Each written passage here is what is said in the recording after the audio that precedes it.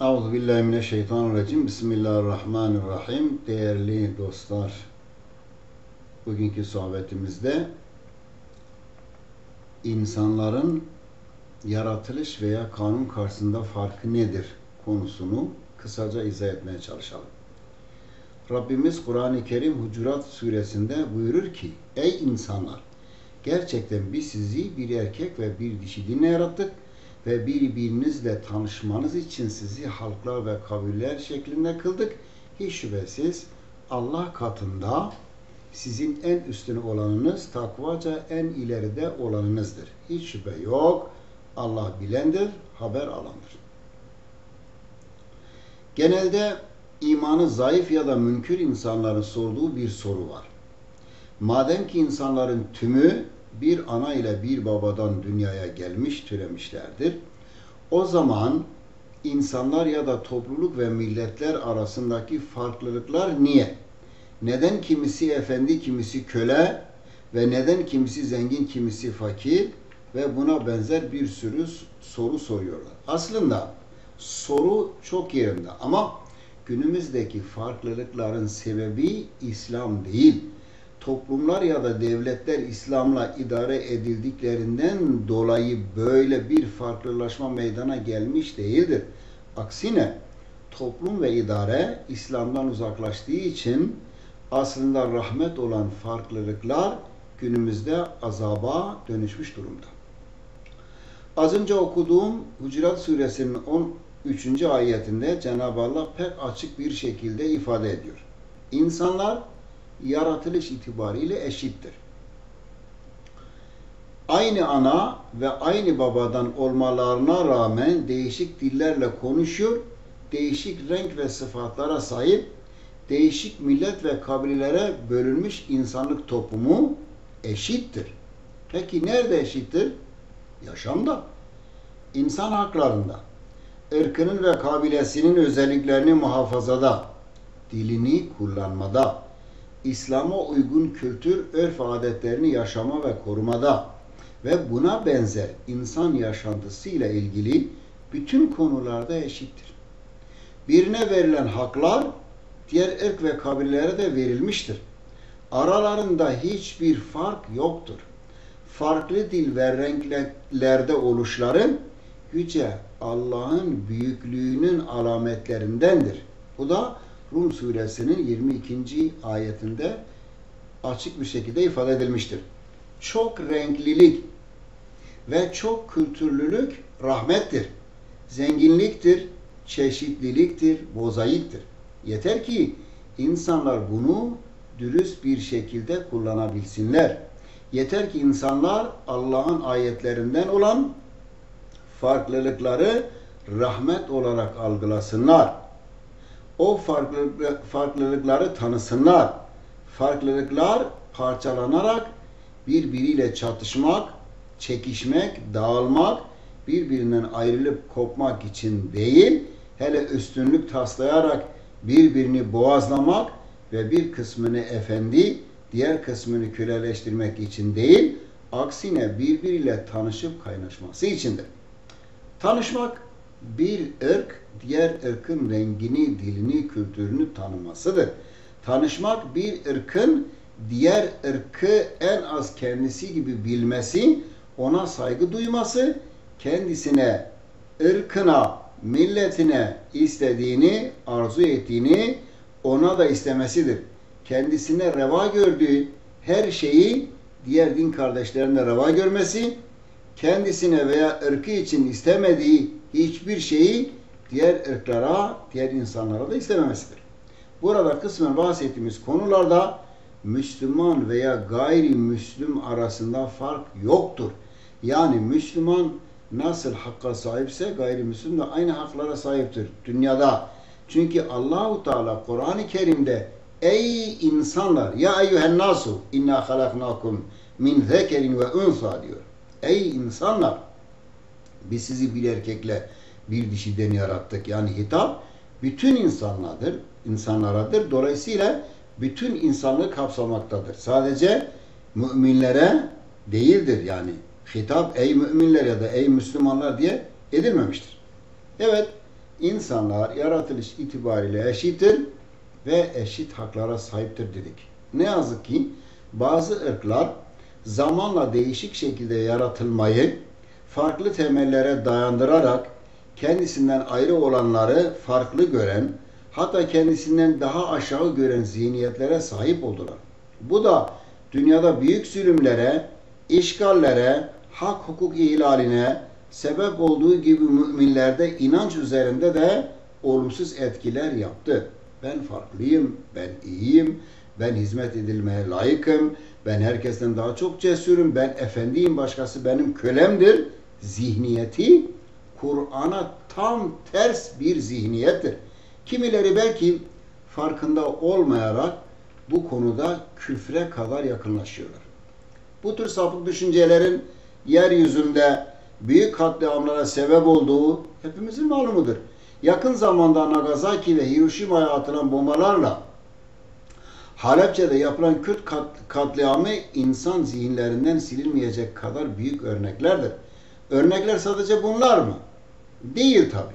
Yahudilerin İsrailoğullarını Allah'ın seçkin kulları olarak kabul etmeleri ve kendi dini emirlerinde bile İsrailoğullarından olmayanların haklarını ve seviyelerini İsrailoğullarından daha aşağı tutmaları, Hindularda kast sisteminin kurulması ve Brahmanların yüksek tabaka, diğer bütün insanların aşağı ve pis kabul edilmesi, Yecüc ve Mecüc ırkından Cengiz Han'ın Orta Asya'da yaptığı büyük katliamlar, Avrupalıların Amerika kıtasına giderek Kızılderililere yaptıkları ile Kuzey Afrika'da işgal ettikleri Müslüman ülkelerde yaptıkları katliam ve jenosit ve benzerleri.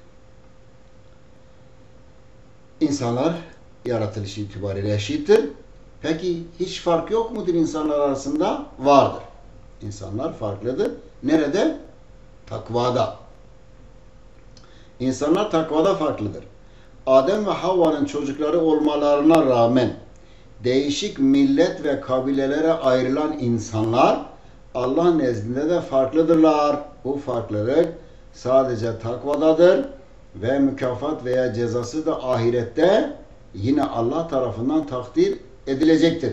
İnsanların takva derecesine göre bu dünyada muamele görmesi, birinin diğerinden üstün kabul edilmesi söz konusu değildir.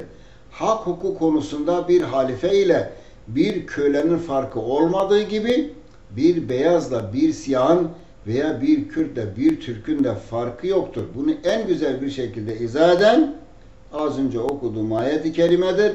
Hiç şüphesiz Allah katında sizin en üstün olanınız, takvaca en ileride olanınızdır.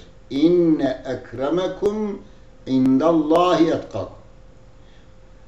Bu konuda çok sayıda ayet ve hadis vardır tabi. Konunun daha fazla uzamaması için sadece birkaç tanesinin size zikredelim. Hazreti Ebu Hureyre radıyallahu anh anlatıyor.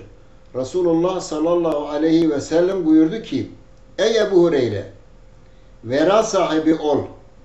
Yani harama götürme şüphesi olan şeylerden kaçın. Ki insanların Allah'a en iyi kulluk edeni olasın. Kanaatkarlığı esas al ki insanların Allah'a en iyi şükredeni olasın. Nefsin için sevdiğini insanlar için de sev ki mümin olasın. Sana komşu olanlara iyi komşuluk et ki kamil bir Müslüman olasın. Gülmeyi az yap. Zira çok gülmek kalbi öldürür. Kutub-i Sitte hadis numarası 7257. Yine bir başka hadiste şöyle buyuruyor.